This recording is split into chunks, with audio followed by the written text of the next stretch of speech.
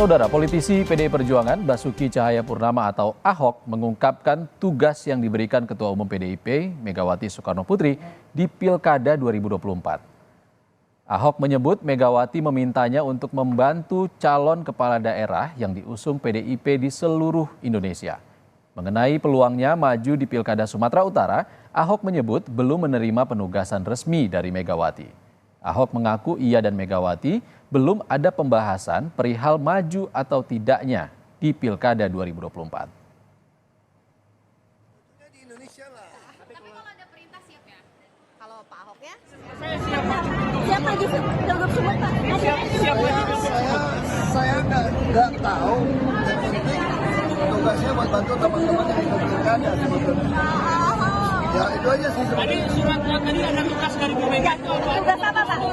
Belum mesti suratnya, tapi dapat bicara dengan Ibu memang untuk bantu teman-teman yang pilkada sama bantuin masyarakat gitu loh. Saya sama Ibu nggak pernah ngomongin soal pilkada tuh, cuma ngomongin bantu teman-teman. Tapi siap Pak Ahok kalau misalnya diminta Ibu untuk Saya juga nggak itu paham sebetulnya. Sebelumnya, Ketua Umum PDI Perjuangan Megawati Soekarnoputri menyatakan telah memberi tugas kepada salah satu kadernya, yakni Basuki Cahayapurnama atau Ahok. Megawati menyebut bahwa Ahok meminta tugas kepadanya usai mundur dari jabatan Komisaris Pertamina. Megawati kemudian menyebut bahwa Ahok sudah diberi tugas. Namun, Megawati tak menyebutkan secara detail tugas Ahok ke depannya. Kembali ke tempat masing-masing dengan udah saya manggilnya Ahok aja dah. Sekarang beliau bersama kita sudah keluar dari pemerintahan lalu bilang pada saya, Ibu minta tugas. Oke, sudah ada tugasnya.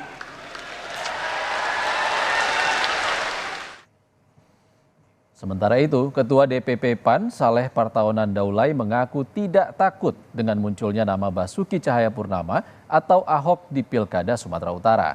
Saleh menyebut PAN masih merasa percaya diri jika nantinya Ahok benar diusung di Pilkada Sumatera Utara.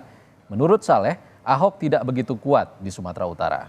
Lebih lanjut, Saleh juga menyampaikan bahwa PAN telah memberikan dukungan kepada Bobi Nasution di Pilkada Sumatera Utara. kalau kita lihat dari contohnya kursi DPR Provinsi Kabupaten. Oh iyalah, masa kita takut dengan Ahok kan? Enggak lah. Kalau di Jakarta mungkin Ahok kuat, kalau di Medan kan siapa tahu. Kan ini baru nih wacana masuk narasi. Dan belum ada juga kan keputusannya apakah memang benar-benar Ahok masuk di sana. Yang jelas di Medan itu sekarang calonnya itu, maksud saya di Sumut ya, calonnya itu kan ada Bobi Nasution, ada Edi Rahmayadi yang sudah keluar namanya nih, kemudian ada Musa Rajeksa, kemudian ini muncul lagi dari PDI Perjuangan kemungkinan Ahok gitu. Ya tentu kita merasa bergembira ada alternatif opsi-opsi yang akan kita dorong di Sumatera Utara.